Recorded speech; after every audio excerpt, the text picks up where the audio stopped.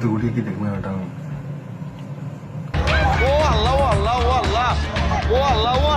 চট্টগ্রামে বন্যার ক্ষত শুকানোর আগে শুক্রবার কক্সবাজার আর শনিবার খোদ চট্টগ্রাম বন্দর।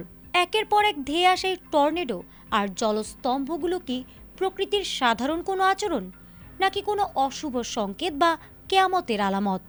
মাত্র কয়েকদিনের ব্যবধানে উপকূল জুড়ে প্রকৃতির এই অদ্ভুত রুদ্ররূপ দেখে সাধারণ মানুষের মনে এখন শুধুই এক অজানা আতঙ্ক। ঘটনার শুরু গত শুক্রবার জুমার নামাজের ঠিক পরপরই আকাশ ভেঙে বৃষ্টি নামার মুহূর্তে কক্সবাজারের লাবণী ও সুগন্ধা পয়েন্টে হঠাৎ আঘাত হানে ৩ থেকে ৫ মিনিটের একটি মিনি টর্নেডো। মুহূর্তের মধ্যে বাতাসের তীব্র ঘূর্ণিতে সৈকতের শতাধিক টুরিস্ট ছাতা এবং ভাসমান দোকানপাট লণ্ডভণ্ড হয়ে কাগজের মতো উড়ে যায়। সৈকতে থাকা পর্যটকদের মাঝে হুড়োহুড়ি পড়ে যায়, যা চোখের পলকে পুরো এলাকাকে একটি ধ্বংসস্তূপে পরিণত করে। কক্সবাজারের আতঙ্কের রেশ কাটতে না কাটতেই শনিবার দুপুরে আরেকটি বুক কাঁপানো দৃশ্য দেখা যায় চট্টগ্রাম বন্দরের বহির্নোঙরে। সাগরের পানি আকাশপানে টেনে নিয়ে বিশাল এক ঘূর্ণায়মান জলস্তম্ভ ধেয়ে আসতে দেখেন জাহাজের নাবিকেরা। সামাজিক যোগাযোগ মাধ্যমে এটি শক্তিশালী টর্নেডোর তাণ্ডব বলেই ছড়িয়ে পড়ে।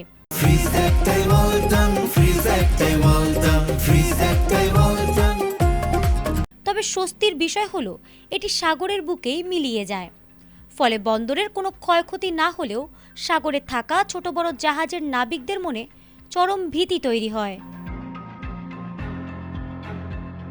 তবে উপকূলের মানুষের জন্য এই আতঙ্ক নতুন নয়।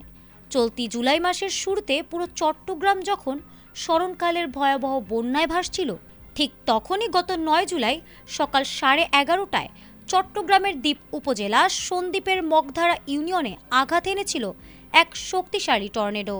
বন্যার পানির মাঝেই সেই টর্নেডোর তাণ্ডবে মুহূর্তে 15-20টি ঘরবাড়ি ও কাঁচা দোকানের চাল উড়ে নিশ্চিহ্ন হয়ে যায়।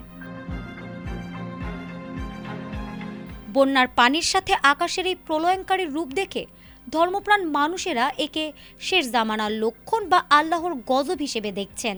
একের পর এক এই প্রাকৃতিক দুর্যোগের ঘনঘটা যেন পুরো মানবজাতিকে এক চরম সতর্ক বার্তা দিচ্ছে। প্রকৃতি কি তবে বড় কোনো মহাপ্রলয়ের দিকে ইশারা করছে? ফারহানা হক, ATN বাংলা।